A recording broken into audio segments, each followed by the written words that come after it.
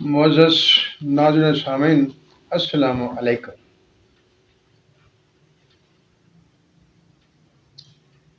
یہ پرانے وقتوں کی بات ہے۔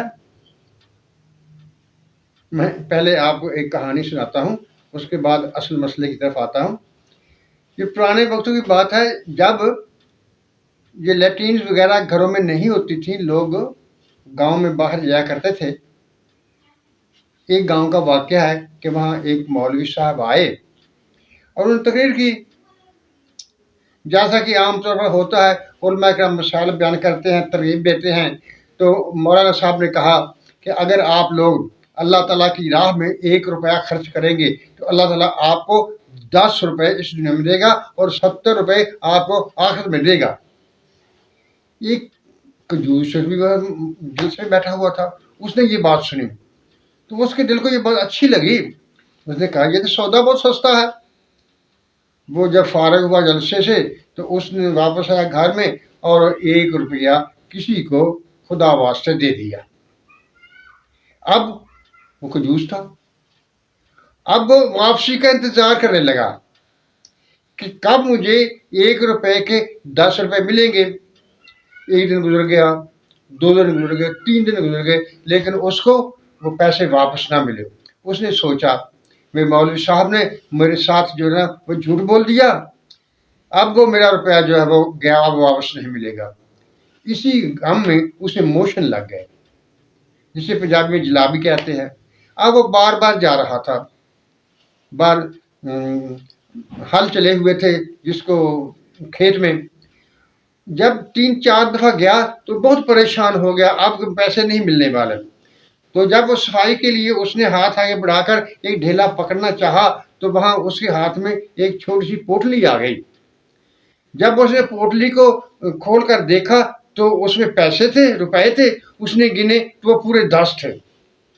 وہ بڑا خوش ہوا اور اسی خوشی میں اس کی بیماری بھی گئی، وہ گھر آ گیا بڑا خوش۔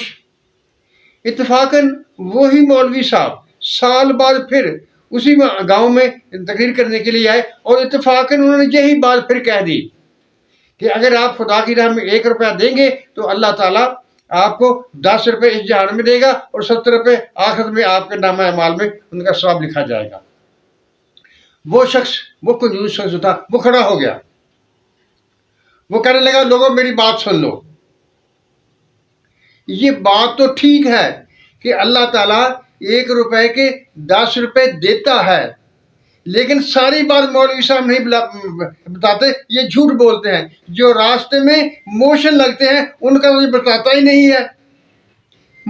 معزز ناظرین سامعین، بات تو یہ میں نے آپ کے سامنے اس لیے رکھی کہ علماء کرام ہمیں مثال تو بتاتے ہیں، لیکن ان میں جو اصول و ضوابط ہوتے ہیں، جو اس کی باریکیاں ہوتے ہیں، وہ نہیں بتاتے۔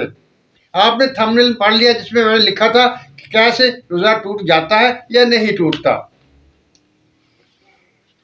کچھ علماء کرام کہتے ہیں ہاں بھی روزہ ٹوٹ جائے گا، لیکن اگر آپ کا منہ بھر کر قے آئے گی تو پھر ٹوٹے گا، اگر تھوڑی قے آئے گی نہیں ٹوٹے گا۔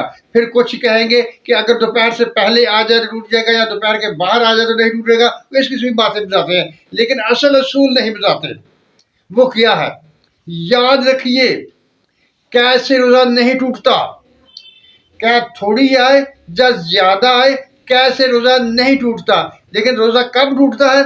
جب کہ آپ کو کیا آ رہی ہو، کیا آپ کے حلق میں آئے، منہ میں آ کر وہ جھٹکے سے واپس چلی جائے، یعنی وہ کیا کا مواد جو آپ کے منہ میں آیا وہ خارج نہیں ہوا یا کچھ باہر خارج ہو گیا اور کچھ واپس اندر پھر چلا گیا، تو اس سے کیا ٹوٹے گی؟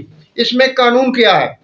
قانون یہ ہے کہ وہ چیز جو اندر سے آپ کے منہ میں آ گئی تھی وہ جب دوبارہ واپس جائے گی تو روزے میں اس کا کھانا شمار ہو جائے گا اور روزہ ٹوٹ جائے گا۔ اسی طرح سے ہر مسئلہ جو ہوتا ہے اس میں کوئی نہ کوئی قانون ہوتا ہے۔ آپ دیکھیے جتنے ہمارے دماغ میں مسائل ہے، اگر ہم کو ان کو ٹھنڈے دل سے بیٹھ کر ان کے سوچیں اور اصول اور ان کے ضوابط، ان کی وجوہات کو سامنے رکھ لے تو کوئی مسئلہ ہی نہیں ہے، سب مسئلے حل ہو جاتے ہیں۔ معزز ناظرین سامعین، یہ چھوٹی سی ایک بات تھی جو میں نے آپ کے سامنے رکھی، اور یہی اصول ہر جگہ لاگو ہوتا ہے۔ یعنی آپ جس مسئلے کے بارے میں بات کر رہے ہوں گے اور اس کے اصول و ضابط دیکھیں گے، وہاں قانون کا اطلاق دیکھیں گے، جو قانون کہے گا وہی سچ ہوگا اور وہی بات ہوگی۔ اسی طرح سے ایک مثال میں، چھوٹی سی مثال جو آپ کے سامنے ایک اور رکھ دیتا ہوں۔ اگر آپ باوضو ہوں اور ہوا کا اخراج ہو جائے، وضو ٹوٹ جائے گا، لیکن اگر چھوٹے پیشاب میں مثانے میں سے آپ کے ہوا خارج ہوگی تو وہ وضو نہیں ٹوٹے گا۔ قانون یہاں بھی قانون لاگو ہوتا ہے کہ مثانے میں سے